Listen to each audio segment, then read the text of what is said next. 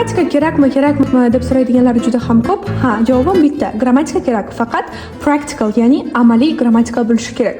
Amaliy grammatika nima degani? Siz tonnalab test yeyishmaysiz, balkim o'rgangan grammatik strukturani speakingda, muloqotda, communicationda ishlatishni mashq qilasiz. Bunda siz o'rgangan yangi grammatik structure bo'yicha hikoyalar tuzasiz yoki bo'lmasa writingda aktiv ravishda ishlatib borasiz. Hamda o'qituvchilarga maslahatim, yangi grammatik mavzu o'tgan payt doim o'quvchingizdan og'zaki, ya'ni verbal savol-javob Q&A session qiling. Ya'ni bunda siz o'zbek tilida gaplar berasiz, o'quvchingiz esa ingliz tilida o'sha moment tarjima qilishi kerak va qaysi grammatik struktura qaysi zamon va nima uchun qo'llanilayotganini strukturani aytib berishi kerak bo'ladi. Va endi sizlarga hozir juda ham effektiv, o'zim sevib ishlatadigan grammar bookni tavsiya qilaman.